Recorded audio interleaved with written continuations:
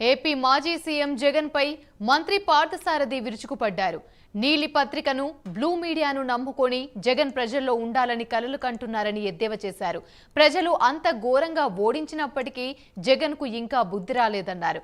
ప్రజా సమస్యలపై అసెంబ్లీలో ప్రశ్నించాలని జగన్ కు సూచించారు. పూర్తి వివరాలు మా ప్రతినిధి హరిబాబు అందిస్తారు. జరుగుతున్నటువంటి అభివృద్ధి సంక్షేమ పథకాలకు సంబంధించి ప్రభుత్వం పూర్తి స్థాయిలో కట్టుబడి పనిచేస్తోందని, గత ప్రభుత్వంలో జరిగిన వైఫల్యాలను ఎక్కడ కానీ ఉపేక్షించేది లేదని, చట్ట ప్రకారంగా చర్యలు తప్పవని చెప్పని కూడా మంత్రి కొల్లు పార్థసారథి చెప్తున్నారు.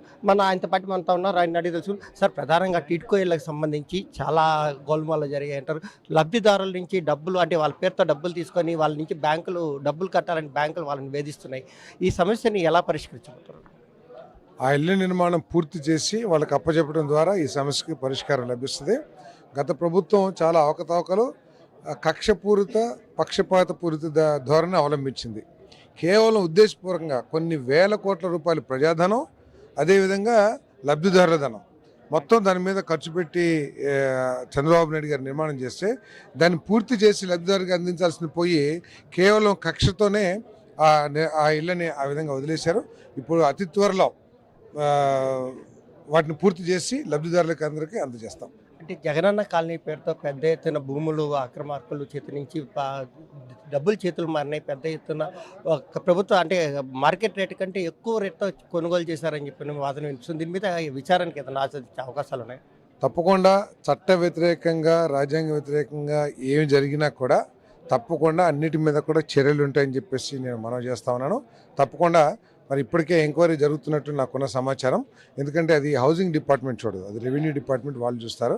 బట్ నాకున్న సమాచారం ఏంటంటే ఇప్పటికే ఒక ఎంక్వైరీ జరుగుతుందని చెప్పేసి నాకున్న సమాచారం. అంటే ఇంకా కింది స్థాయిలో గత ప్రభుత్వంలో పనిచేసిన అధికారులు ఉండడం వల్ల రికార్డులన్నీ మళ్ళీ తారుమారు చేస్తున్నారు, ఈ రికార్డులన్నీ మారిపోతున్నాయని చెప్పిన వాదన అయితే బలంగా వినిపిస్తుంది. దీనికి సంబంధించి ప్రభుత్వం ఎలా ముందడుగు అయిపోతుంది? ప్రభుత్వం ఇప్పటికే తగు ఆదేశాలు ఇచ్చి అన్ని చర్యలు తీసుకుంది, రికార్డులు తారుమారు కాకుండా తప్పుకోకుండా. ఎందుకంటే ఇక్కడ చూసాం మదనపల్లిలో ఏ విధంగా రికార్డులు తగలబెట్టారో. మరి ప్రజల్లో ఉన్న అభిప్రాయం ఏంటంటే ఉద్దేశపూర్వకంగా తప్పిదాలను కప్పిపుచ్చుకుంటానికే ఆ అగ్ని ప్రమాదం జరిగిందనేది, అగ్ని ప్రమాదం చేశారని చెప్పేసి భావిస్తూ ఉన్నారు. ఇంకా మాస పక్కలో కూడా చాలామంది చెప్తూ ఉన్నారు మిగతా వాళ్ళు కూడా ఇదే మార్గాన్ని అవలంబిస్తానికి ప్రయత్నం చేస్తున్నారని చెప్పేసి. సో ప్రభుత్వం మాత్రం ఇప్పటికే అన్నిటి మీద నిఘా పెట్టింది. ఇటువంటి తారుమారు చేయడానికి అవకాశం లేకోకుండా అన్ని చర్యలు తీసుకుంటాం. అంటే మొత్తంగా చూస్తే గనుల శాఖకు సంబంధించిన ఫైల్స్ అమరావతి దగ్గర తగలబెట్టారు, ఇక్కడ ఏకంగా ఆర్డీఓ కార్యాలయాన్ని తగలబెట్టారు. అంటే ఈ సంకేతాలు ఎలా ప్రజలకి?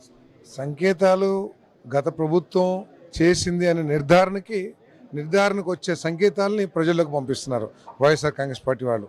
మేము తప్పు చేసాము, దొరకకుండా అన్ని ప్రయత్నాలు చేస్తాం అనే సంకేతాన్ని ప్రజలకు పంపించారు. కానీ దాన్ని ఎట్టి పరిస్థితుల్లోనూ కూడా కొనసాగనివ్వదు ఈ ప్రభుత్వం అన్ని చర్యలు తీసుకుని ఏ విధంగా వాటిని కాపాడాలో, ఏ విధంగా ఈ కబ్జాదారులు కానివ్వండి, లేకపోతే అక్రమాలు చేసిన వాళ్ళు ఎవరైతే ఉన్నారో వాళ్ళ మీద ఏ విధంగా కఠిన చర్యలు తీసుకోవాలో తప్పకుండా ఈ ప్రభుత్వం తీసుకుంటాం. అంటే ప్రభుత్వం నుంచి ప్రజలకు ఎలాంటి భరోసా ఇవ్వబోతున్నారు? ప్రజలకి మేలు చేసే ప్రభుత్వ పరిపాలన అందిస్తాం. ప్రజలకి మన భవిష్యత్తు, వారి పిల్లలకి మంచి భవిష్యత్తు, ఈ రాష్ట్రానికి మంచి భవిష్యత్తు, పారిశ్రామికంగా కానివ్వండి, రైతులకు కానివ్వండి, కార్మికులకు కానివ్వండి మేలు చేసే ప్రభుత్వాన్ని మేము అందిస్తాం. మామూలుగా సహజంగా 6 నెలలు టైం ఇస్తారు ఏ ప్రభుత్వానికైనా, కానీ నెల లోపలనే మీ ప్రభుత్వం మీద ప్రతిపక్ష హోదా లేని పార్టీ నాయకులు ఆరోపణలు చేయడం ఎలా అనిపిస్తుంది? ఓటమిని తట్టుకోలేక ఆయన ఇష్టం వచ్చినట్టు మాట్లాడుతూ ఉన్నారు. ఆయనకి ప్రజాస్వామ్యం మీద నమ్మకం లేని వ్యక్తి.